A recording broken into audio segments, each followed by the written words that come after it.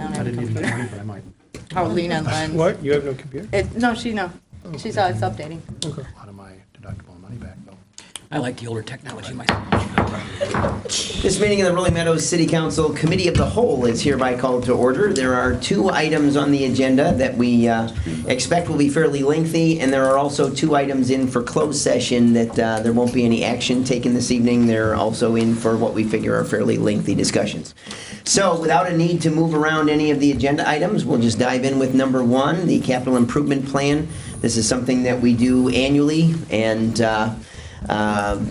it's probably even bigger than the budget books we print. I think if we actually stack them side by side, it might even have the budget books by about a millimeter or 2. So I know that the Capital Improvement Committee has been involved in the publication. I know that the manager watches this very carefully too, so we have Mr. Crumstock and Ms. Gallagher, who I know are going to be starting this. Which one starts? I'm actually just going to do the Fair brief enough. interview before the PowerPoint, and actually helping in the PowerPoint too, and some of the questions will be Public Works Director Fred Vogt, because there's some other updates that we'd like to give. And I also want to make a thank you to the Vehicle Replacement Committee. We did meet today, and we did go over parts of this overall, and there are some other updates that we can give at that time too. But again, for residents at home, capital improvement plan, it is a planning document. A lot of this is obviously as we look for 5 years out on certain things, but also how are we dealing with some of our long-term planning, some of our additional equipment needs, and also where we see revenue needs or any of those kind of pieces. Overall, this plan, as we talk about, is utilized in the budget, but not everything makes it into. Obviously, the budget is the document that we utilize for that next fiscal year. But again, it does give a good look. I do want to thank one of the ad hoc committee members from the resident side, Steve Hollish, who's actually here, and obviously the 2 aldermen who actually sit on the ad hoc committee. Thank you for their work, and obviously in the write-up, as you saw, one thing that they're going to be doing is revisiting the 2015 Baxter Woodman study that we had for all of our utilities, because again, we do have a lot of needs that are coming up over there. So again, we do have about 52 slides, just kidding, that we go through, and again, we do have some additional updates for some of the items that we have before you. It is a large document, but it is a planning document that we do have. And for the residents at home, it can be found on our website, cityrm.org, and it's under the Finance tab, and then when you go into any of those other items for financial documents. And again, this is the first step. Next week at the City Council, we'll be rolling out the proposed budget, and then we hope people will be here for the September count when we actually start talking about the 2017 budget. And with that, I turn that over to Finance Director Melissa Gallagher. Ms. Gallagher. Thank you, Mr. Mayor. Thank you, Mr. Crumstock.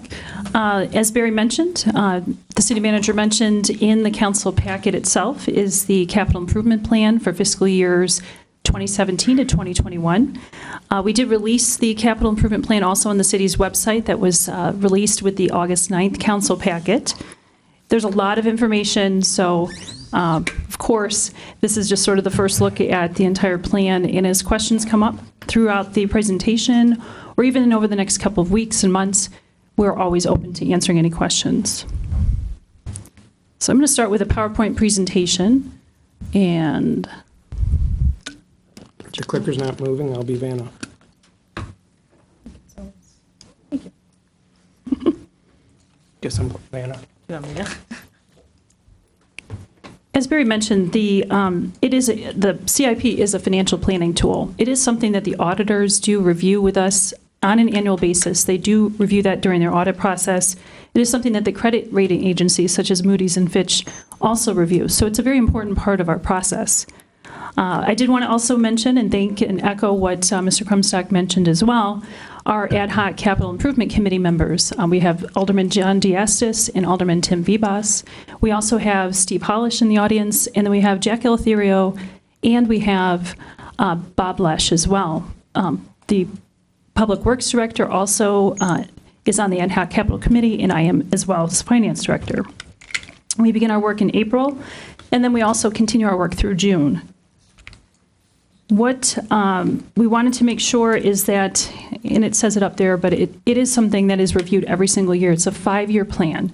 Not every project makes its way into the proposed budget.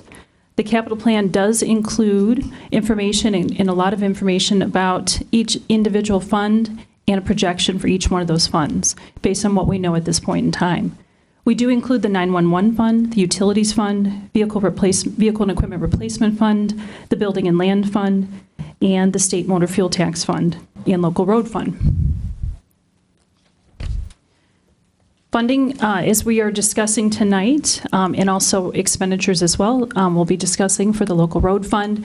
More review and revenues, as we mentioned here, are necessary, but it's something that we'll go in a little bit more detail in a little bit. Chargebacks, which do fund most of the internal service funds, like building and land fund, as an example, vehicle and equipment replacement fund, are not at their full funding status, but it is something that we're incrementally increasing over time. The general fund is not included in the CIP, but it is something that we do want to note here, the EAB tree removal and replacement program in terms of tree replacements. That is something that will be really wrapping up in 2016, and really 2017 is really dealing with tree replacements. But you do not see that in the CIP. The meeting schedule is shown up on the screen. We began our work in April and continued until July. And it's something that the Ad Hoc Capital Committee wants to take on a little bit review during the winter months, probably the utility rate study that was presented to the City Council in 2005. Really looking at the utility fund and then looking at possibly drafting a fund balance policy. So the work does begin in April. What we do with the Ad Hoc Capital Committee is really flood them with lots of information. We begin with the 2016 budget, provide a look at all the projects, and then the work continues with the 2017 proposal. However, the Ad Hoc Capital Committee also looks out in those outlying years as well, and it really is a detailed analysis, fund by fund, that shows in the CIP. Along the lines of the last meeting, we sit down and we kind of go through our minutes, we go through the discussions, and we come up with some suggestions and recommendations to the City Council. Those are listed in the packet, but they're also shown on the screen here in the PowerPoint. And I did want to kind of review those, if you could go back, Barry. There are 8 recommendations and suggestions to the City Council. One is to continue and evaluate some of the funding resources and long-range planning for the funds. Identify additional revenue sources, and we're going to go into that in a little bit with the local road fund. Focus resources on resurfacing and also reconstruction for the local road fund. And then also look at and follow the plan that was done this year for the local street program. Meaning that beginning with the calendar for the September 2016 Committee of the Whole meeting, discuss and set the level of funding and move ahead with street engineering. We also want to be mindful, as the Ad Hoc Capital Committee has added to their recommendations, to be mindful of the city's debt, and we'll show a slide on that in just a moment. Identify and develop a strategy and also a recommendation for city's facility and infrastructure, our buildings. And then also look at potentially, and that's going to be something that Public Works Director will be mentioning, is to approve an independent road conditions evaluation. The last one that was done is about 5 to 7 years ago. It's something that the Ad Hoc Capital Committee reviewed and discussed, similar to the Stormwater and Sanitary Master Plan that's done every year, every 5 years. And then lastly, and also importantly, is to continue the review of the Baxter-Woodman utility rate study. The outstanding debt service for general obligation bonds is set here. As we know, there are 2 bonds that still are on our property taxes for the city of Rolling Meadows. Those do mature by 2018, with one maturing in 2017. And you can see that the 2004 bond is the one that goes out to 2023. The CIP, we like to try to bring things up at a higher level, so you can kind of see it a snapshot. For 2017, the proposed capital projects are $9.1 million, as it's shown in the CIP, with the largest share for streets and a little portion for sidewalks as well. These, again, to footnote here, the city manager has already made some changes to the proposed budget. So there'll be slight differences between the CIP and the proposed budget. Moving ahead, we're just going to, at a real high level, look at each of the individual funds that are in the CIP, beginning with the 911 fund. Really, the revenues that come into that fund are all property tax levy, which is $551,000. Expenditures going out primarily is for our commitment to Northwest Central Dispatch for emergency 911 services, but there is a capital component as well. And so the estimated fund balance for just under $900,000 for 2017. Within that fund, we also do maintain our emergency warning siren that is being taken care of this year. So there's really no capital projects per se this year, but going forward in the next years, there will be required capital purchases that is mandated by Northwest Central Dispatch. And the City Council did approve a resolution to amend the current year's budget, 2016, to provide additional funds as a transfer over to 911 that will help provide funds for those capital requirements. And really, a final footnote that we did want to mention is the 911 fund balance policy will be discussed at some point with the City Council going forward. Moving on to the Vehicle and Equipment Replacement Fund, we, of course, we mentioned chargebacks. Again, that's chargeback is a fund allocation from all of the funds that support the needs of or purpose of the fund. The Vehicle and Equipment Replacement Fund obviously funds those chargebacks, funds all of the vehicles and equipment for the city. Chargebacks have been incrementally increased over time. And then, of course, the only amount that goes out of this fund are capital expenditures. Money going in and out, typically, or this year is about 1.4 coming in, or 1.5, and going out is about 1.5. So the estimated fund balance is about $1 million for 2017. And we do want to footnote that in the proposed budget, we also have the $100,000 repayment from the general fund back to Vehicle and Equipment Replacement Fund. Very tiny screen as usual. We have lots of small print in finance. But there are a couple things that we do want to highlight in this slide. Now, this detail will show in the CIP. These are all the vehicle and equipment items in the fund itself and as proposed for 2017. There are a couple footnotes that we want to make sure that we note. You're not going to see the police vehicles in this fund. That's because several years ago, the council made a decision, a good one, so that the commodities are actually, they're considered commodities and they are spent from the general fund. So you're not going to see those. A couple other things, the Vehicle Replacement Committee met this evening. There were 3 vehicles that were deferred. And I'd like to maybe turn it over to Public Works Director Fred Vogt, if I can, for just a moment, just to kind of discuss those real briefly.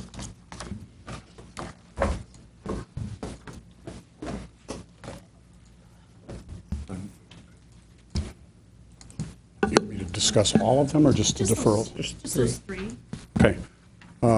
Basically, 2 pickup truck type of vehicles, one water operations, the other in streets. The Vehicle Replacement Committee has developed over the last couple of years what we call an LER, or a life expectancy rating. It's got 7 different categories to it, and we put that information all together annually when we review and assess our vehicle conditions.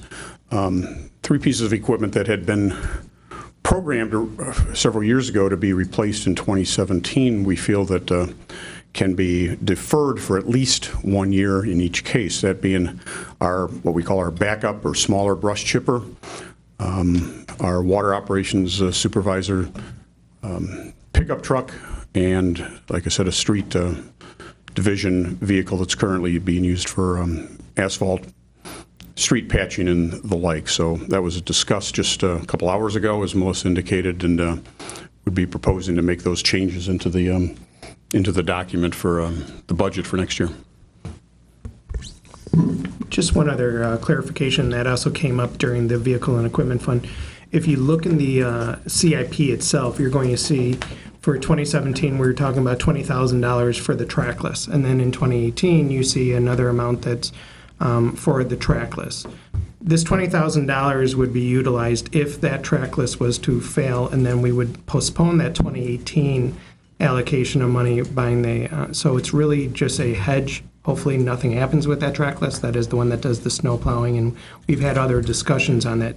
So again, when you look at the CIP, it says $20,000, and then there's another number next year.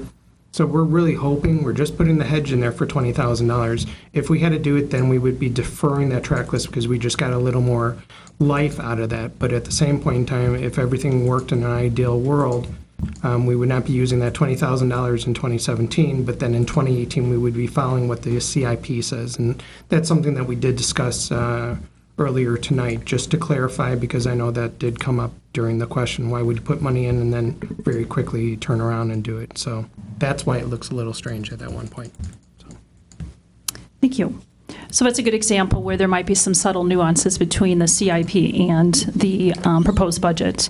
Moving on to the Building and Land Fund, estimated fund balance is about just under $700,000 for 2016 based on what we know now.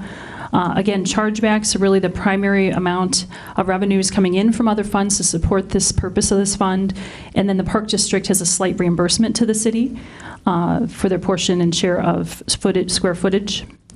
They also, like I say, it's about 5%. Expenditures going out for the year are about $1.3 million, leaving a rough estimated fund balance of about $42,000.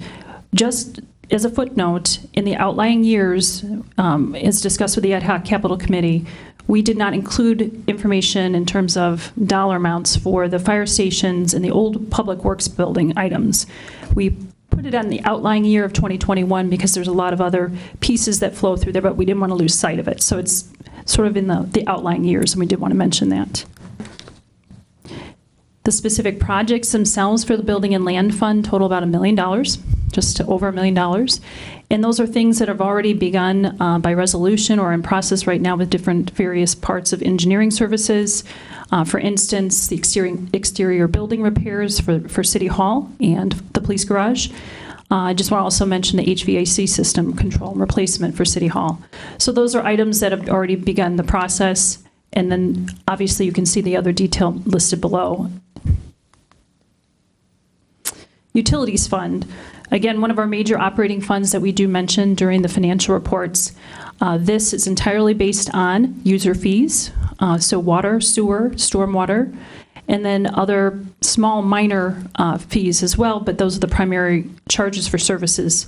About $10 million come in, and we're showing for next year, based on the capital projects schedules, about $12.9 million going out, leaving an estimated fund balance of about $1.1 million.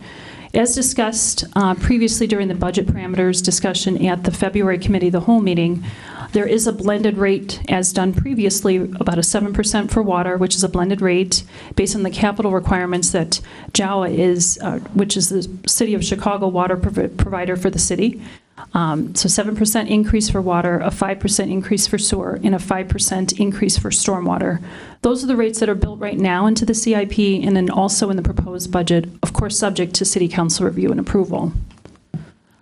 In the Utilities Fund, there are, again, small, tiny print, but water, sewer, and stormwater will detail all of the projects, which I would say were discussed in depth by the Ad Hoc Capital Committee. What we do here is we list them for your review. The project pages go into great depth as well, and we're happy to answer any questions, but we won't go line by line, of course.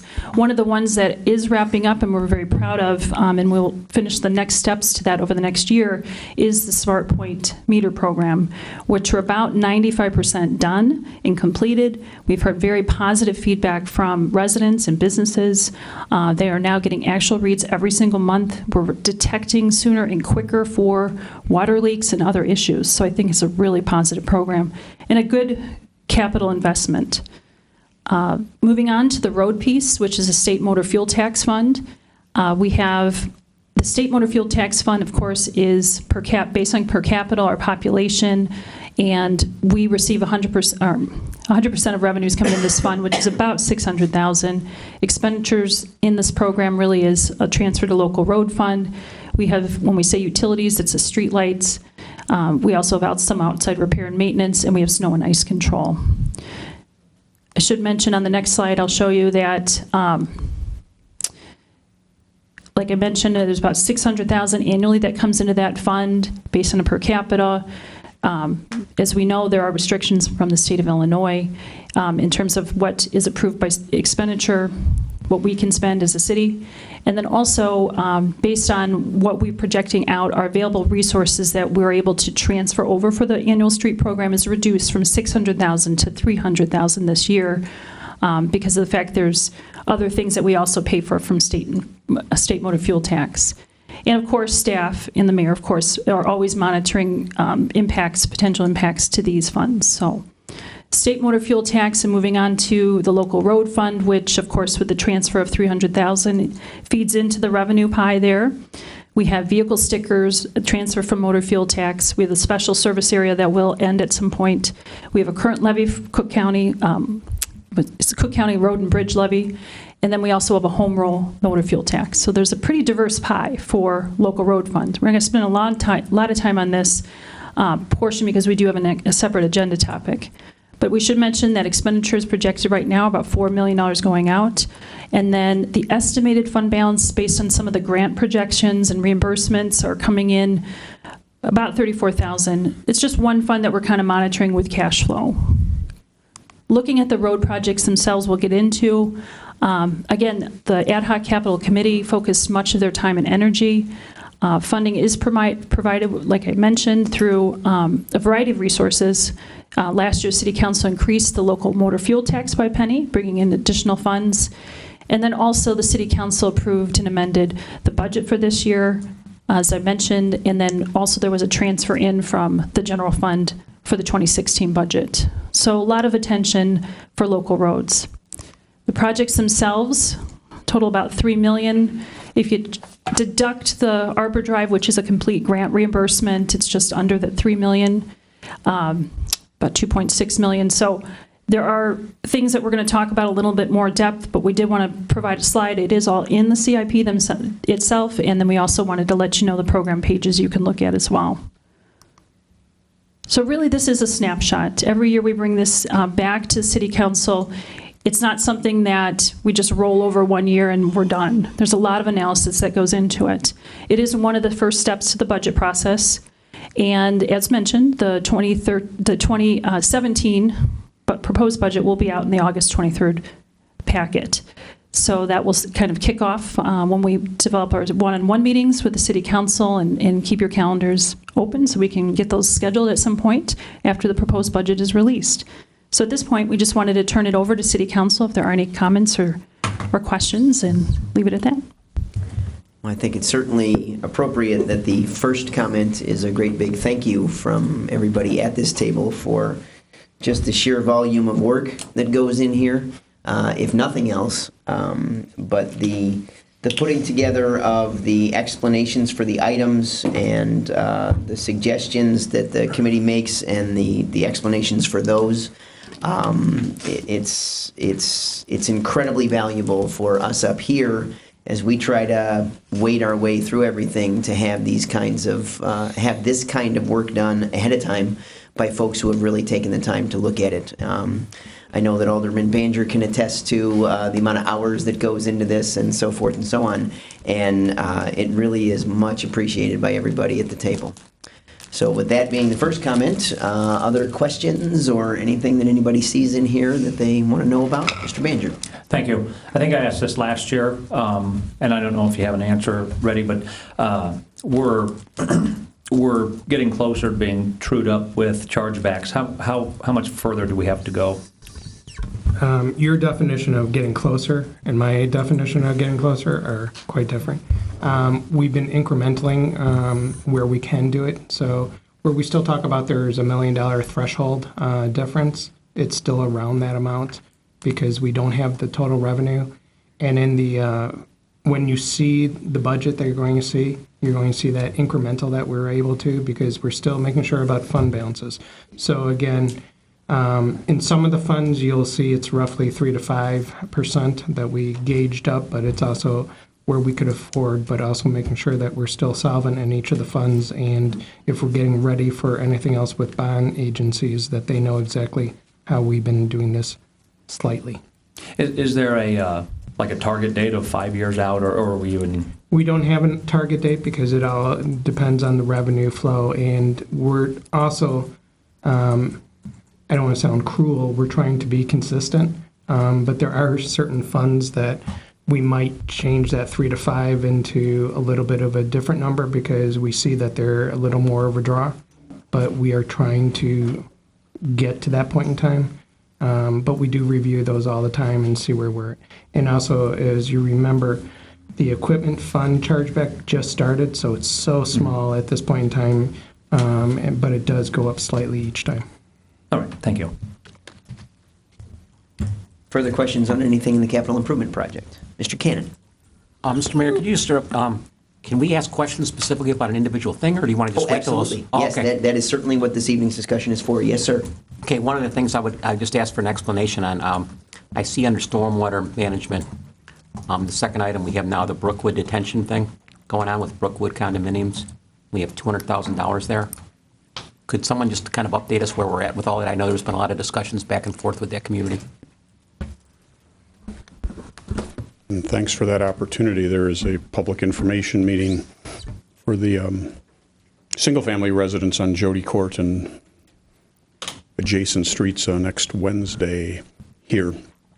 I don't remember if it's at 5 or 6. I think it's 6 o'clock to 8 o'clock, and letters have gone out. But we still have a $75,000 grant from the state, but it's we call it on life support because of the state budget problems. They've had it suspended for the last 2 or 3 years, but we just learned about a month ago that it's still on the books, so to speak. So we're hopeful that that money may someday come our way, but we're not overly hopeful about it. The $200,000 amount is the city engineer's estimated total cost for the project.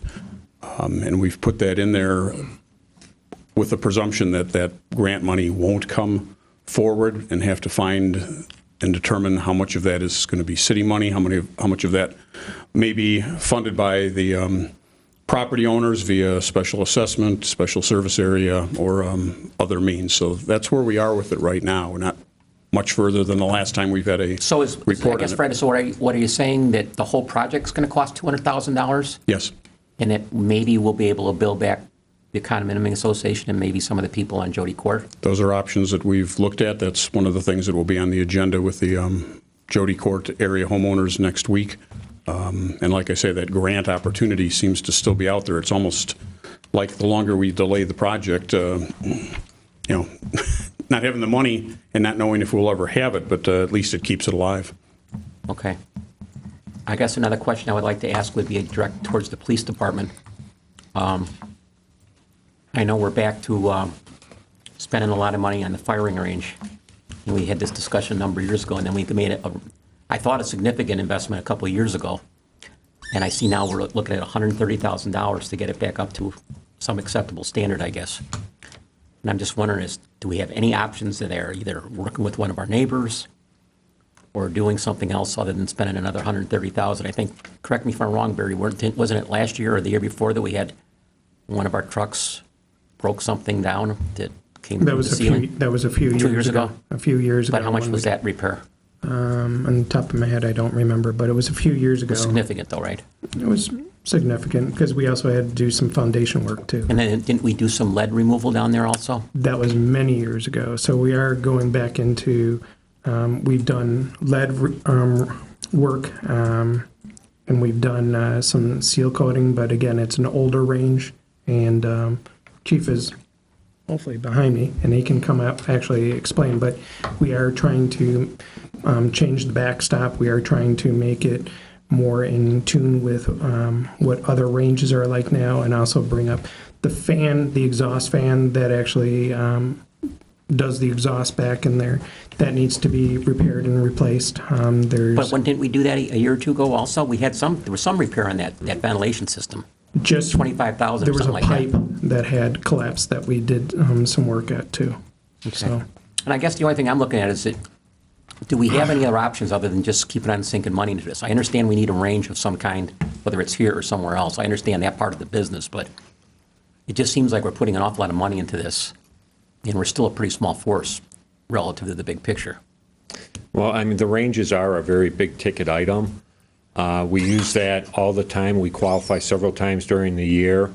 Obviously, we have to maintain our certification if an officer isn't certified. So the range is very important. On the cost, the backstops are perishable. I mean, you're shooting, bullets into backstops. They do have to get replaced every so many years. I know on this range here, there's a ventilation issue where the smoke from shooting the weapons aren't properly being filtered, and you're subjecting, like I said, when officers are spending time down there, you want to make sure that airflow is correct. So some of these issues are very critical, and we do need to address them.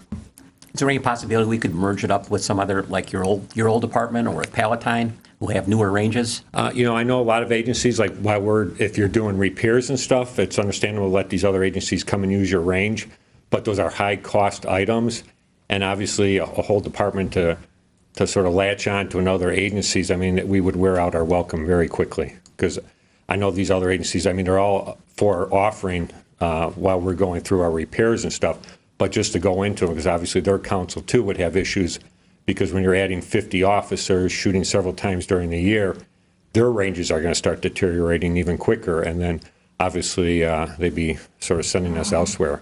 Is there anybody in the private sector that offers services like this?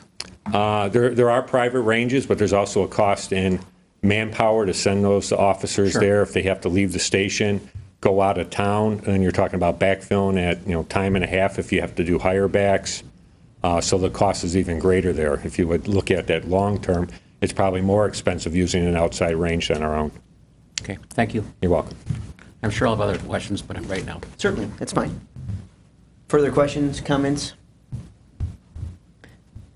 Then if there are none, I'll throw one out. Just as a quick question in terms of things that you went through this year, I know one of the questions I field from time to time from folks is, if it's a 5-year document, how come we do a new one every year? And I always laugh and I say, well, believe me, if you tried to stick to the 5-year plan that you approved 5 years ago, you'd be doing all kinds of stuff out of sequence just because you didn't know how the sequence was going to be affected over the 5 years. So, I have a few examples in my back pocket from previous capital improvement plans where, in this particular capital improvement plan, we moved up something by about a year or two because there seemed to be a more appropriate need or whatever else.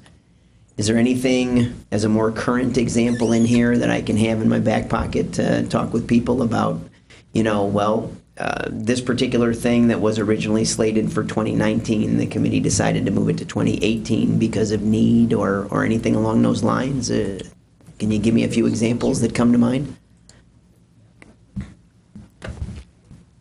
I guess the best overall example I'd offer is the efforts made to coordinate utility replacements or upgrades with our street planning. There have been some dynamics with that, with particularly the area out off of Old Plum Grove Road to look at the remaining streets that don't have sanitary sewer, the couple of streets that don't have water mains yet, and the street condition needs to try to coordinate those. I know the Theta Lane project that's just ongoing this month with regards to the water main, and working with Salt Creek Park District is another example to coordinate that with the planned road resurfacing for 2017 after all of the utility work is done. So probably several others I could find if I dug through the book, but I think those are where it's been a useful tool in terms of moving things up a year, moving things back a year or two to try to get all of that timing. Yeah, and I think Central Road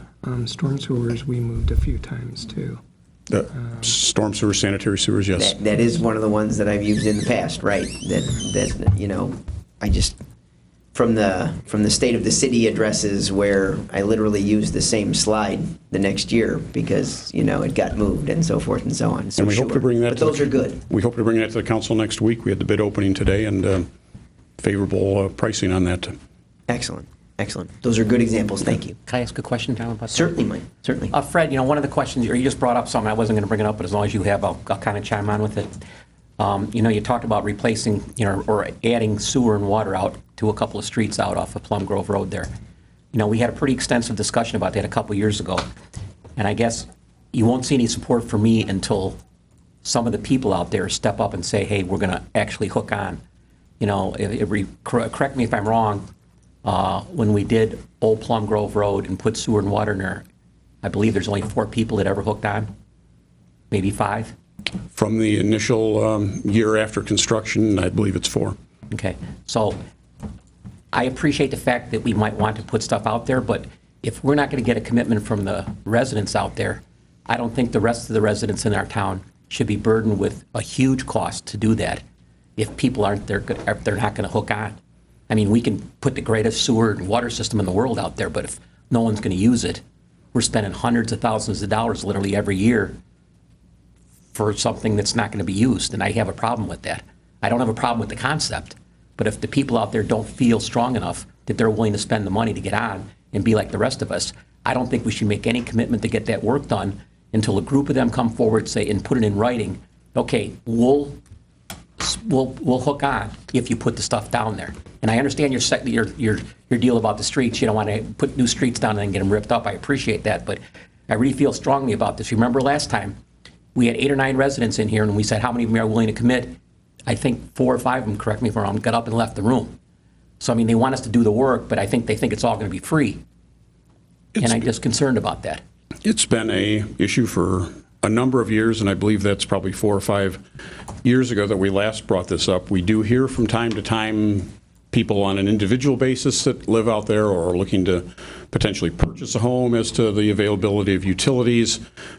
Individually, it may never happen, but I think to sum up the staff position, at some point we're going to have to, the council's going to have to decide how much longer we would wait for streets to be improved and how to call that question in terms of whether it's offering incentives, whether it's, again, doing a special service area type of a proposal where people would pay overtime for it. We really haven't had serious discussions about that for probably 10, 15 years. So I think maybe there needs to be a discussion on that at some point in the next And I would agree. year or Again, two I'm not against it in globally. theory. It's just in the actuality. I mean, we're talking about a huge investment here. This is not just $10,000 or $15,000. I mean, this is hundreds of thousands of dollars. And if the people aren't going to use them, it just seems like, why would we do that? I mean, plus your own staff time. I mean, we do projects like this. You guys are out there every day. Well, the city Work with the engineer and work with the contractors. And it just seems like the people aren't committed to joining in. And it's not going to get less expensive as we go along. And all the people, like in my neighborhood, our houses are 25 years old, but each one of us paid money to hook on, in essence, when we bought our houses, because our contractor was forced to pay money to hook on. So I guess I don't want to get carried away, but you get my point. Then there are tools that other cities have used to try to not only as an incentive, but to ease the cost by cost participation. There's plenty of examples. Again, I think that discussion needs to be had at some point as to whether the city at some point is going to look at the just total operation of the individual septic systems and individual wells, and whether or not to provide any incentives for that at some point. Okay, thanks. You're welcome. I guess I would jump on and say that in theory, I think the point that Alderman Cannon is raising is a good one. I know that in the past, when there has been some kind of benefit to completing a loop, that was enough to make us go forward and so forth and so on. But in cases where that's absent, it does make it trickier. And so perhaps a discussion along the lines of what Mr. Vogt suggested might be something we should be talking about sometime not too far from now. Anything else on the capital improvement plan? We did budget quite a bit of time for it, so. All right, then if there's, Mr. Prana. I was just going to say is things that we haven't had here, we still have the opportunity during budget time. Of course. And if we saw, because this just came out this week, there are still discussions I'm having with staff. So rather than, I don't want to put staff, I would rather say, okay, and give us information so that when we're more productive when we do have the discussion, rather than going back and forth. That is certainly fine. Yes, absolutely. There's nothing tonight that's in for a show of hands. There's nothing tonight that needs direction. It's just simply the first thing that's out there.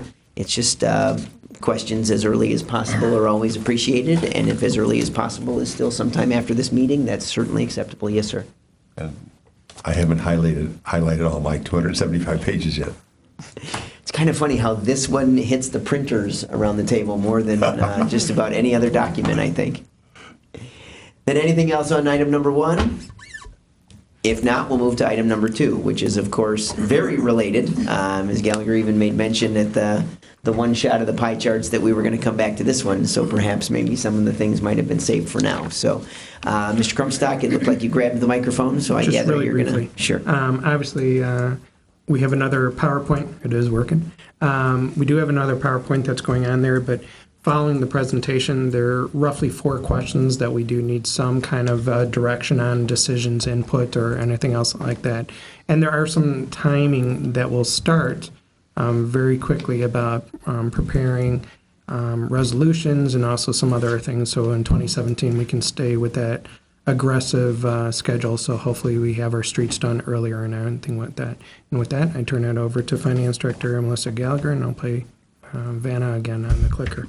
Ms. Gallagher again. Thank you, Mr. Crumstock. Local roads. So as we mentioned, we've allotted some time here. This really is part 3. We had part 1 in June and part 2 in July, and we may even have a part 4 and 5. So this is just really a continued discussion. It's such an important topic. We are not the only municipality out there facing these issues, so we're in good company. At the June 21st and July 19th Committee of the Whole meetings, we presented information. There's still information in the packet. We've taken a lot of time going back to the Ad Hoc Capital Committee, discussed a lot of pieces, and then we also internally looked at a lot of pieces as well. The City Council and staff have really worked together on bringing new revenue sources and reallocating revenues. There is some work still that needs to be done in the upcoming years. We're focusing really on the 2017 year, but we want to make sure that it's just put out there again that some of these projects are, of course, are grant-funded projects, so we need to keep an eye on our cash flow going forward. We've already been through the Ad Hoc Capital Committee suggestions and recommendations, but I just wanted to again point out that really that number 4 there, where we continue to follow the planning calendar, has really benefited the city. There is savings when we're following that. Planning a little bit earlier now and making sure that we get our ducks in a row for next year and make sure that the road program is on track. When we look to the future, we have a lot of things that we can review and look at, but I think it's important to know that we also have, as a city, really looked at the road fund and prioritized it.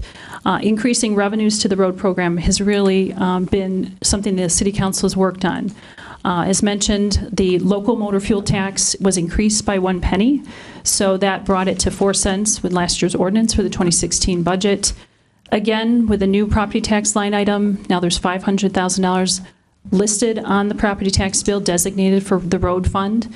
And of course, that was a reduction of the property tax levy for the general fund, but it is now just for roads. The 2016 budget did include a transfer from the general fund of $350,000, and then there was a reassignment of fund balance for the 2016 year. So really some key factors there, bringing in more resources for the road program.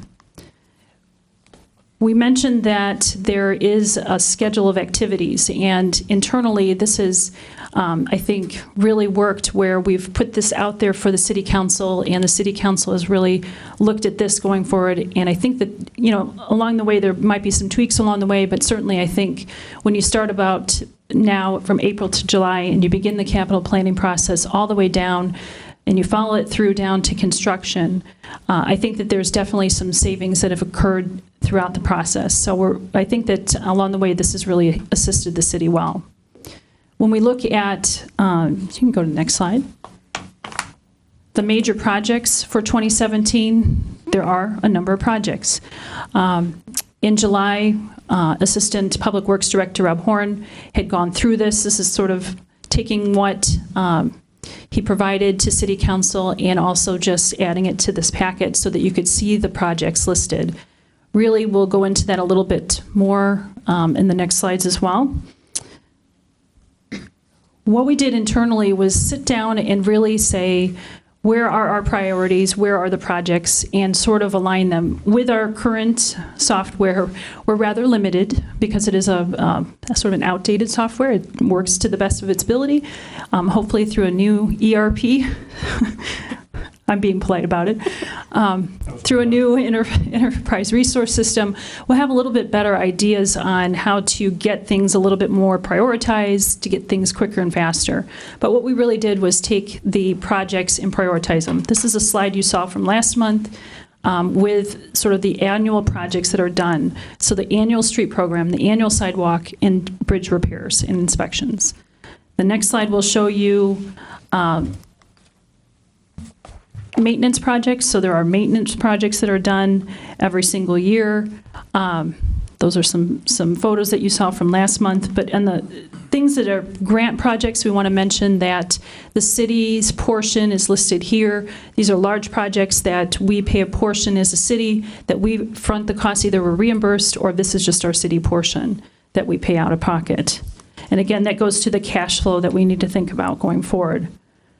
Another piece to this, as far as grant projects not started, but in the prioritization list, is Arbor Drive, which has been mentioned as a CDBG grant project that has part of the planning process. It is 100% reimbursement to the city, so that $400,000 as an expense would be a $400,000 reimbursement back to the city. And then we also have the Hicks-Kirchhoff median replacement project that has been in the capital improvement project, and that's another good example of one that's sort of been deferred for later years for a variety of reasons, but now at this point, it's something that's going forward for 2017 as proposed at this point. The streetlight conversion project, city entry markers, and Algonquin-New Wilkie intersection engineering. When we get to It's a map that's difficult to see, but again, new technology like GIS. GIS has really assisted the capital improvement planning process with a lot more visual mechanisms out there for us to review and really kind of grid out over time, where we might even take our 5-year project and bring it out 10, 15, and 20 years, which we do on our spreadsheets internally, but you only see 5-year in our current CIP. So these are pictures from GIS.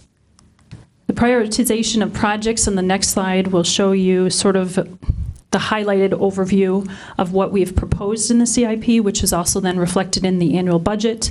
But this at a snapshot, you can see where the annual year-over-year projects are started in yellow, sort of grant projects that have been started, and then prioritization on projects that have not yet been started but are in the plan itself, totaling about $2.6 million.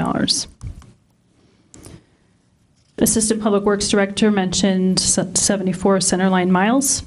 It's a good indicator. That also was mapped out by GIS, and I think it's a very good visual on the city. When you see it up close and personal, it's a little bit more easier to read.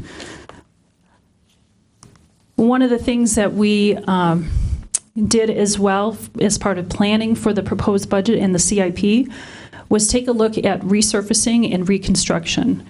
In the 2016 budget, resurfacing was the priority based on available resources. Now that there are additional resources available, there is a possibility, based on current estimates, to add in a reconstruction component. And this information, as a footnote, does not include the engineering as shown above. But when you just take in our broad-based estimate of $875,000 as a reconstruction proposal, and then $1 million for resurfacing proposals. So that would be the annual street program with those two components listed. With the reconstruction proposal, you'll see at the screen all the details under that, and we can go back to that if we need to. Again, GIS helps us map out those pieces for the City Council and public to look at. That's resurfacing there, and then on the next slide will be reconstruction. We can always go back to another slide or two because sometimes you need to. But what we wanted to end on and really allow time for was the City Council to sort of take those few previous discussions that we've done. And this won't be the last time that things are discussed, obviously, but it's important to bring these pieces back. One of the things that we talked about was just focusing in on the 2017 year, but also mentioning that there may be some opportunities to think longer. When we talked about the master street evaluation, that's one piece where we're looking at and trying to do longer term planning to continue the focus, not just on the current year, but on the years moving ahead. So today, what we wanted to seek is direction and input from the City Council based on the current estimates, which we'd probably have to toggle a little bit back and forth between the CIP, but in the CIP itself, we had an estimated ending fund balance of about $35,000 based on the revenues in and expenditures out. And based on that CIP input, we have an $875,000 reconstruction program and a $1 million resurfacing program. And we're just looking to seek a little bit of guidance on the level of comfort from City Council to move ahead with that. Also, what other information you might need, and then also any thoughts or considerations and on any other revenues that you really want us to take a look at. So that's where we're going to leave it up for you. Then I know there's not a sign-in sheet for this item this evening, but the usual procedure we would follow if there was a clarification questions first before we jump into discussion. I just wonder if that might be helpful in this particular case as we work our way through the questions, maybe before we start the questions from staff. Does anybody need, as Ms. Gallagher suggested, maybe you need us to click back to a slide or so before beginning the general discussion? Does anybody have any clarification questions like we usually do? Mr. Prana. Thank you, Mr. Mayor. You were asking for directions, and I, as I was jotting down notes here, is maybe clarification is what can we do to help with that? I mean, a few years back, I think we did engineering study for like a 2-year period. If we said, here's some extra funds and do an engineering study on even more roads, is that helpful? I don't know where we are in the engineering study. Remember how we did it a couple of years ago, but I think we've been doing it year to year. Correct, So- and that's bullet point number 4 Right. on page 1. So maybe that's a good place to start this. I see I'll Mr. start Vogt this having off. come up. Yeah, I'll start this off and then Okay. turn it over to Public Works Director. What we were looking for, and I should go back to the slide as well for the calendar itself.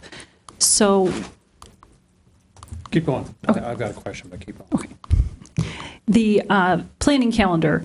So last year, what we did in last year's 2015 year, we presented information, the CIP, in August, and then in September, we came back to City Council for a road discussion in September, the September COW, and then the street engineering was approved by City Council in September. So sort of following that schedule, that would allow for time for the City Council even in September. So if we move also along when you're thinking about the September COW, for us to come back at that point and discuss. So we don't absolutely need all your feedback tonight, but just sort of some general thoughts. Also, I will say that we did combine 2 years of engineering, and I'll turn that over to Public Works Director. From a 2 years point of view, we can do it either way. But what we've, I believe, probably stated last year in some of these presentations is if the engineering services contract is awarded and based on more streets than the council ultimately decides it can fund or wants to fund the following year, that work isn't in vain. It would just roll over into, in all likelihood, the next year or the next year after that. I wouldn't encourage us to look beyond probably trying to use a 2-year window to authorize the field survey and the pavement cores and the like, unless we had some specific questions as to whether or not we were at the reconstruction need versus patching and resurfacing. So I'm going to get a little bit more into details probably than what you might be looking for, but other than the pavement cores that can be a good planning tool several years in advance, the actual real, what I call the hard work, the legwork of planning for that resurfacing contract the following year or 2 years later is probably the safest thing that I would recommend. Does that answer your question? Pretty much. What triggered this is I had the opportunity to spend most of the day with Public Works on Wednesday and see what we had approved earlier in the year and what had been completed now. And the conversations with Mr.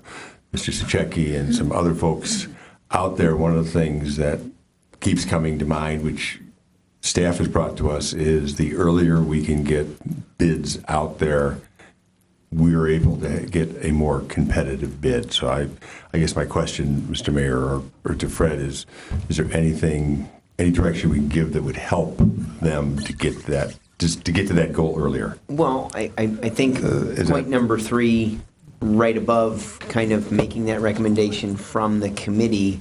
Okay. I know that's something that the gentleman right to your right side Yes. would jump all over too, and I think we all would agree. A simple raising of hands could probably accomplish what you're talking about. Right, it was just a point that was hammered back to me, and I just wanted to make sure I brought it up, so. Fair Because I did go to that gentleman's ward also and did visit his street.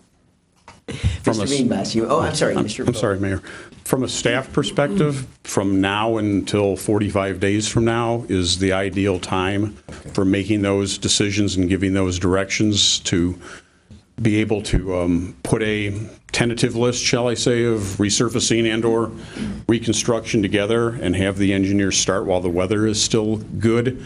Our target will always be, and we saw the success by moving to the schedule last year, to have the contracts out for bids in January or February, because if we, as a city, can award a contract in February, March, and the contractors know that once the asphalt plants open in April, they've got work, we see more favorable costs, and that historically has been true with very few exceptions over the last 10, 20 years. So I think what we're doing by discussing this now, and if we can get some council direction and authorization, even, again, with some flexibility as you go through the budget process to get that engineering services started in late September, October, November, is very helpful. Mr. Veenbaas. Yeah, let me clarify something here, maybe so I can understand myself, but we were able to capture a lot better road pricing last year by basically committing to the schedule I see in front of me there, right? Yes. So, and that really was an Alderman Cannon idea that we talked about a year ago, correct? Right? Probably even before that. Even which before is that, but last year but was we the actually first year did kicked in. it. We actually did it. Probably So- took us a year to get to the point All right. last year at So this time. am I still following you right? Okay. So what you want to hear, or what you'd like to hear, or get some kind of a direction from us is, can you do it again? And would we as a council commit to whatever the goal is, $1 million, if that's what the number is? So that you can go forward with that date and that schedule. Is that what you want to hear? Yes, that's the summary. Okay, well, I say yes. And Yeah, hopefully, my own position, not to jump into the discussion, is hopefully inertia just carries that process forward without needing the council to raise the hands. But we will make that clear as the discussion goes on. okay, thanks, that's all I need. And thank you, that was what I was looking for. Thank you. Mr. Cannon. So, Mr. Mayor, may I presume that at this point, we're trying to figure out how we can get the $1.8 million?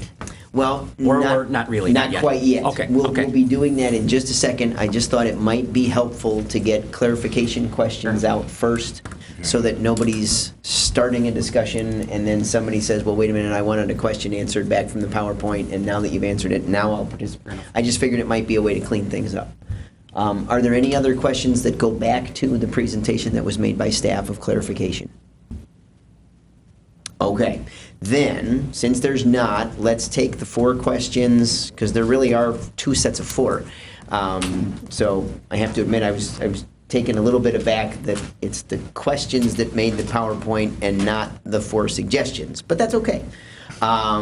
They're more general, and that might help us kind of get where we're going. So my intention, once it gets to the screen, is say, let's just focus there until we're done. There is a little bit of crossover, but then we will go back to page 1 of the council action summary and the 4 suggestions and recommendations that came from the CIC, I guess, Capital Improvements Committee, and make sure we've touched all those bases too. So I think we actually have more than 4. By my count, there's 6. So with that being up at the screen, I'm going to start by answering. I have a decent level of comfortability saying yes to this. And the reason I categorize it as decent would be you could move it up to a high level of comfortability just hearing me out for a second. I think this is a fantastic idea. I want to see it happen. It's the kind of thing we've been talking about for years and years, of getting back to that $1 million actually spent on roads and not other things. This would certainly go above and beyond that, and you got to figure the time we set the $1 million per year goal predates my time on the council, so just figure inflation in and we should be here. I'm totally comfortable with that. I say decent level of comfortability because I am in complete agreement with the statement that Ms. Gallagher made. Because we have additional resources, this is becoming an option. Kind of like the staff said, hey, before you guys move around the surplus, we want to get in quick and say these $1.2 million of things need to be done now. I'm saying the same thing. I'm saying that before people get all kinds of ideas about additional revenue sources, and I'm certainly not saying we can't have any, but we moved around $800,000 from the general fund and only moved the needle 3.5% on our fund balance. It went from about 34.5% to 31%. So at least for budget year 2017, I'm not saying necessarily all $875,000 would have to come from that, but there sure as well better be, in my estimation. And I don't see a need to start identifying lots of new revenues for 2017. I certainly would say that because that's based on our position right now this year, I'm perfectly willing to open this discussion and have a 2, 3, 4-year plan of, to do this long term, we might need to phase in an additional revenue of this kind in 2018, an additional revenue of this kind in 2019. And if we don't want to go whole hog and do all 875 from the surplus, maybe a little one for 2017 I would be open to. But of all the things that we've talked about, I'm not seeing hide nor hair of that as a possibility. And I don't want to start going down a road saying, hey, what more tax dollars we can get, when we're sitting on a pretty good stash for this year. So as long as the discussion remains around, no, we're not going to go try to find $875,000 of increases to vehicle stickers and gas taxes and stuff like that for this year, because I see no need to do that in the upcoming budget year. And as long as I'm willing to give and say, if people want to come up with a 2, 3, 4-year plan for phasing in some new revenues to know that these things will be covered, then that would give me a high level of comfortability. But just the way things are expressed here, I'm a little worried that we're going to start talking about all these ideas that have come up in previous budget years when we were tighter than we were now. I was against those ideas back when we were tighter, so now that we're looser, you can make darn sure I'm going to be still against them under those conditions. So that's my answer to question number 1. Anybody else want to throw their answer to question number 1 on the table? Mr. Prana. I agree with you, Mr. Mayor, because I'm not looking for other sources. And I'm looking for direction, whether this is the right time. We had talked about the CAFRA balance and where we're at, and we talked about 22.5 as a target. Some of us brought up 20, but some of us butt heads with that. I don't know where the rest of my council members would come from, but I don't know what the difference is if we say shoot for a target of 20% as the trigger and using that as the surplus, because it seems that we're flush. Because the idea of looking at other revenue down the road, but I think we have enough to cover it this year. So I'm throwing that out there. Tell me what direction the ball should bounce. Well, I believe putting it out there is certainly okay, but that's not a discussion item because staff and I promise you it won't get forgotten when the budget items come. That will be there. But early signaling is always appreciated. I appreciate your doing so. Let's just not turn the conversation that way now that it's been said. Okay, I won't. Thank you. So it's out there. So noted, sir. I'm sorry, I thought there was a hand, Mr. Manager. Sure. but, yeah, Okay. I had mentioned a few weeks ago, this is not as aggressive as we could be because we do have a lot of catching up to do. So I'm all for being this aggressive. That's about all I have. Thanks. Fair enough. Mr. Cannon. Thank you, Mr. Mayor. I'm fine with this. I guess where I was coming from earlier, we need to get $1.875 million ongoing. Correct. So, hearing everything you said, not having a problem with any of that, just trying to figure out how do we get 1.875 every year for the next 4 years? And I guess, so a question, could we, so right now on our tax bill, we're allotting $500,000 for the road fund. Correct. What would be the ramifications, positive or negative, if we could push that number to $1 million? Well, I think that's something that the budget discussions, I'm certainly open to discussing. I think I can make a pretty solid case that the ramifications right now might not be something we'd want to accept, but could over the next couple of years. And so I think maybe we could find some common ground if there's an agreement to look at a multi-year plan instead of just a plan for 2017. That's exactly where I'm coming from, Cool. Mr. Mayor. And just don't misunderstand, I'm not saying we should do that. I understand. I'm just saying, to me, the whole key to this is an opinion strictly, is we need to come up with a 4-year plan. It's easy to come up with a 1-year plan, I think. And I'm not trying to make any presumptions there, but I don't think these guys want to keep on fighting like crazy every year trying to figure out where all these piles of money are going to come from. And it would be nice if we could develop a plan. And Lord knows, everybody at the tables know, I'm no wizard with numbers. But I just, it would be nice if we could put together a plan where it kind of fell into place.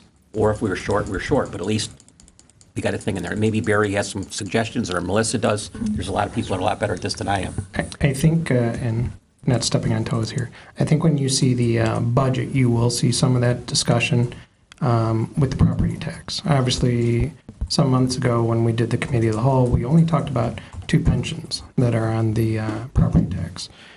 We do know that our IMRF amount that we're going to be contributing comes down. So you're going to see some real allocation of that amount. So again, part of that discussion, you will see how staff is reallocating. And I think something that you've heard me say numerous times, 2017, we pay off part of that property tax. So that will be reallocated at a different date. And then in 2018, we end up paying another part. So that has a potential for reallocation. I don't want to always harp on that, but that's some of the discussions that we have because, again, overall, yes, we do have some one-offs and we are watching it, but we also make sure that we're looking long-term on some of those items too. So when you see the budget, you'll see a little tick, but that's why we're having these discussions. And obviously, the budget needs to be out there because there are additional holds, there are additional concerns that are still in place. One of them being closed session coming up. But you need to look at those before some of these items become a little clear. But those are some of those things, hopefully in 2017 when we pay off a portion, 2018, and that's with current debt. So if more debt is put on, those are Well, part of the I guess from my pieces too. perspective, it'd be nice to see those plugged in somewhere, and not at the moment, as we go along, even if it's on our one-on-one, just because I'd like to be able to make this a permanent thing where it's not a scramble every year for the money. I'm not saying it'll be easy to get there, but And we would like to too. And unfortunately, and that's why we show debt all the time. One of the larger debts on general fund is not paid off until that last part of the screen. But it's just general fund picking it up. But those are pieces that we always think about. And again, in 2017, when one drops off 2018, but all those part of the pieces are some of the stuff that we think about. But you don't put it into a CIP because we have no direction at that point in time. So thank you. Thanks. Further discussion, answers to number 1. Then if there isn't, can I just ask for the show of hands, how many people are comfortable with establishing this goal of putting in an $875,000 for reconstruction into the 2017 budget with the assumption that it will be continued forward? Those in favor? That's a majority of the council. Question number 2, what additional decision do aldermen feel that, if that's where we're going to go, what kind of information would you like the staff to prepare What kinds of things would you need to know to be able to make some final decisions on things like resolutions and budgets? Mr. Diastis. I think from my standpoint, and I've always been a proponent of spending more to get the streets done. And I was questioning the 875 in our CIP meetings. And I said, okay, I would go along with it contingent on the fact that we were able to support the funding without raising taxes on all the residents. So for 17, I'm fine. Going beyond that, 18, 19, 20, however far you want to go out, I think we need to see a plan similar to what Mr. Cannon said, year by year of where the funds are coming from. I, too, realize that we've got bonds that will be paid off in 17 and more in 18. But sometimes it's easier for everyone to see on paper what it's going to take. In our conversations, we said 1.875 is a good number, but it too will probably have to go up in future years. That we strove for $1 million, and I've been harping on that number for many years, and now we're at 1.875. I think the next number is going to be 2, and it's not going to be too far down the road. To make me feel comfortable, I think we need to see a plan and say, okay, if we do 1.875 in 17, how's our funding? Now, assuming we take that out for 3 more years, where is our funding coming from for each of those years? We know something's going to fall off. Where do we have to, or do we even have to, find additional revenue sources? And if we do, what does that look like? So I'm good with 17, and I'd like to be good for 18, 19, and 20, but it won't be until I see a spreadsheet of where the funding is coming from. In the CIP meeting, one of the things I tell myself every month is I'm here to help verify projects and say these are good projects that we need to do, and I don't look at where the funding's coming from, because that's not my charter at that meeting. When I sit at this table, now it becomes my charter to say, okay, it's a good project, but now how are we funding it?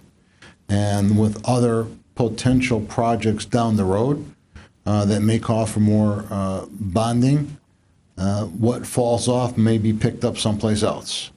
And I think we have to look at all those things over the next 18, 19, and 20. That would make me more comfortable. That's what I'm looking for to help make a decision beyond 17 at this point.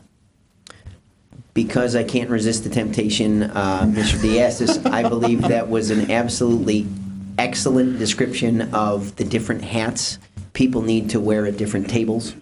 I support that kind of thinking every time I see it, and so I appreciate your painting that clear of a picture for everybody about that is how this business works. That when I'm an alderman on a committee, I'm a member of that committee, and it's only my job to stick with the charter of the committee.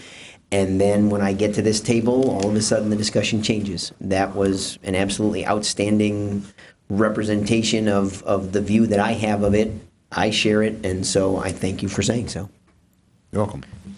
Other answers to number 2 about what additional information staff could prepare in advance so that we don't get to the September of the committee of the whole meeting and then somebody says, I need to know this before I can raise my hand. Anybody? Mr. Veenbaas. Well, on that note, then I'm clarifying. So we're pretty good with 17 is what we just said, right? Based on Stravo. Yes, correct. I agree with the plan part. And the plan part has got to have a timing so that next year at this time, this discussion should almost be a mute discussion because we've got a plan that we have seen accepted so we know how to move forward for the next time, which will also be, right? Am I right so far? Yes, correct. Okay. So, Correct. and getting to John's point about the committee that I'm on as well for the CIP, I also never want to talk in that meeting about where the money comes from. But it's come up many times because people have preferences where the money comes from. But towards that end, this will make it easier for future CIP committee meetings if you can give that group an idea what the plan might look like. So as we're putting, I mean, it's an enormous amount of projects, we all see it. But if you have a pretty good idea what the plan is, it makes it easier for that committee to work through. That's a great side benefit of a multi-year plan that I didn't even think of. Thank you for offering that. Anything else on number 2? Question number 2, Ms. Gallagher. Thank you, Mr. Mayor. I did want to just interject, and I appreciate all the conversation. What I wanted to mention is that in the plan itself, there is a master street evaluation that Public Works was looking to bring forward at some point for City Council review and approval. It basically is to evaluate and analyze the current road conditions. And when we think about that, the last one was done about 5 to 7 years ago. And it's not to evaluate what we already know, but it's to predict, in what you're saying, Alderman Cannon and Alderman Diastis, is to look forward those years that we don't know where we're going to be, and to make sure that we carefully plan out those years. So those pieces can all be incorporated. Like we say, getting the level of comfort right now for the 2017 year is what we're looking at. And then for those outlying years going out to 21, 22, the plan does need to work well with identifying the expenditures along the way. And that's part of the master street evaluation, if you want to. Correct. Anything else under number 2? Then how about moving to number 3? This is kind of a catch-all for anybody to add final thoughts. Then may I consider number 4 being already answered by the idea of a plan, a multi-year plan that I think has seemed to have gotten consensus? All right, then if I might, let's go back to the 4 suggestions and recommendations. Because, for example, I think number 2 we've taken care of. But this is in our agenda. It's electronic page number 274. It's the council action summary page. Well, no, it's not called that at a committee of the whole meeting. It's called committee of the whole meeting page. But it lays out 4 suggestions. It seems to me that number 1 is a slam dunk, but I want to offer anybody the chance, if they don't think we should continue to evaluate the short and long range planning for those funds as well. Now's your time to get it out, but I think this should be a slam dunk, and I should be able to say, just kind of immediately, is there anybody at the table who objects to number 1 being carried through by staff? Then with no objection, that's kind of a slam dunk.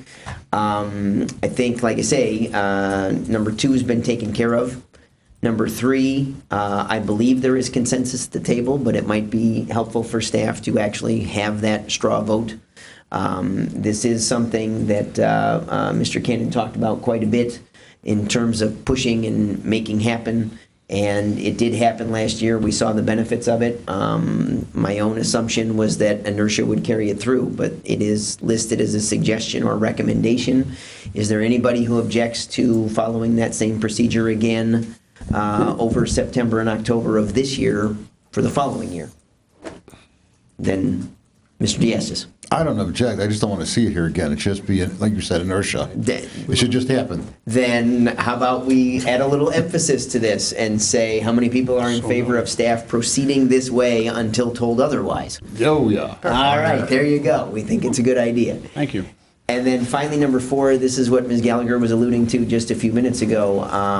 The suggestion for this evaluation, of course, when the rubber hits the road to having it done, it would have to come forward as a resolution. This is just a straw poll like all the other straw polls, and a vote would happen later where if anybody had second thoughts or said, I don't know why the old plan couldn't last for another couple of years, you would have time to say that, but you could also say that this evening if those are your thoughts. Mr. Diastis. Thank you. Our committee talked about this in some detail. And speaking for myself, because I don't recall what everybody in the committee said, but I think I do. And and Steve and my compatriot over here, Tim Beanbass. I know. I think we'll agree, but we felt that this was a really good idea because it will help us plan. We were told 5 to 7 years, and I think we were on year number 5 Yes. right now. So this would be, 17 would be a good year for us to do this. We could stretch it a year if we had to, but it's a good planning tool, and it would probably coincide well with the funding planning tool for 18, 19, and 20. So I think they probably work hand in hand. So I would be raising my hand in support of this tonight. Anybody else? Mr. Cannon? Not disagreeing with anything that was just said, I guess I would like to stall this for as long as we can. And I think, Fred, maybe you could answer a question for me, just a general one. Don't we have a pretty good handle of what we want to do the next 3 years road-wise? And we have a pretty good idea of where we want to spend the money in general? Well, the answer to that question is certainly yes from the reconstruction aspect of a program, but from a resurfacing standpoint, I don't believe that staff has the updated tools necessary to make a decision on resurfacing versus reconstruction for a number of our streets that have been delayed. And that's really what I hope to get out of a street evaluation study if we do it this year or no later than next year. We don't want to spend money, and I'll use the Kennedy area as an example, where 10 years ago we overlaid most of those streets because the realization was we couldn't afford to rebuild them. Some of the opinion from a technical standpoint right now is, yeah, we've probably got a year or two left to make that decision as to whether or not to invest in another overlay or whether it'll be too late and we need to look more seriously at reconstruction. So that's what I hope will be the best benefit, is to determine what the best use of the money is that we will have in order to take care of our streets, resurface versus reconstruction. We're certainly not going to look at streets that have been rehabbed in the last 5 years. Oh, no, I understand that completely. But I guess if we stalled it a year, what's the downside of doing that? It seems, I mean, just from the general discussion we have, it seems like we got a pretty good handle where we want to spend money the next 2 years. And I guess, to me, I look at $40,000 here. I'm not negative against what you're trying to accomplish, don't misunderstand. But if we could spend $40,000 more and do another street right now and still keep you current by pushing this back another year, I'd prefer to do it that way. And other people might not agree with me. That's just an opinion. And if it makes any difference, the pricing that we've been negotiating with our city engineer is probably closer to half of that $40,000 Oh, I right thought you now. had 40 in the budget. 40 is in the budget. right now. Oh. But Well, that's where I was going. given some of the deferrals that we would do, or the places that we don't really need them to do any work right now, we're probably in the low 20s right now in terms of what we're looking at as a cost. Still beating them up. Okay, so we get a third of a street. I'm sorry, I'm being a smartass. I don't mean to. But I just, again, my opinion is I would like to defer if we could. And I don't want to put you in handcuffs, though. I would prefer to wait as long as we can, but still not put you guys in a bad position. And my response to that would be, the sooner we do it, the better, so that we don't lose some streets that perhaps we should be resurfacing sooner rather than later. Does a year make a tremendous difference? No, I'm not going to stand up here and bleed that has to be done this year. We'll make whatever works as long as we get support to do it at some point soon. Thank you. Further discussion? Mr. Prater? Well, we just spoke about putting a 4-year plan together to fund these roads. So I want to make sure that you have the tools.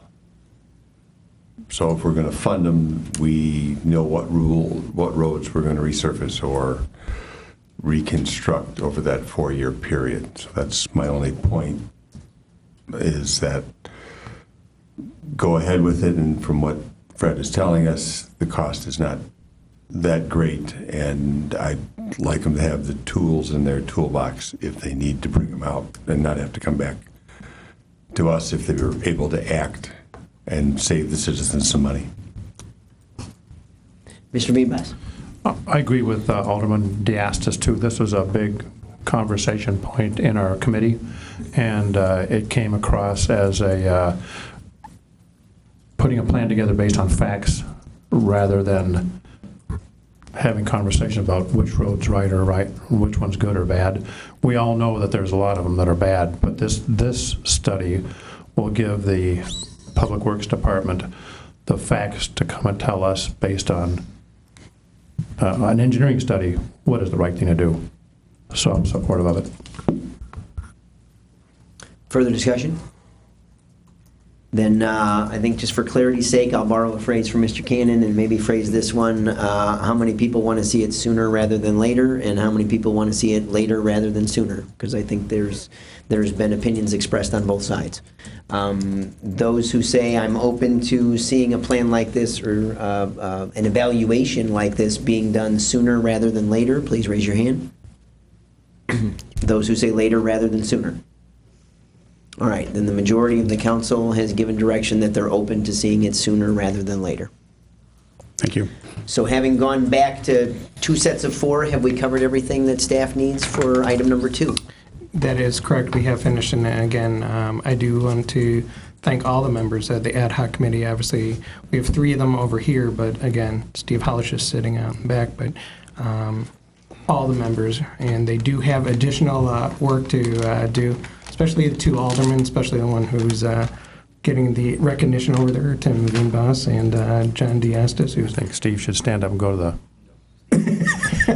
But Yeah, Steve, come to the podium, take a bow. Come on, Steve. Steve said he's comfortable. Stop teasing him. Stop teasing him. But again, Wave, Steve, we got you. Mr. Krumstock, the floor is yours. thank you very much for this. And again, to anybody out there, the budget will be, the proposed budget will be on our next August 23rd. It gets released, and the September Committee of the Whole, we start full discussions on all those items.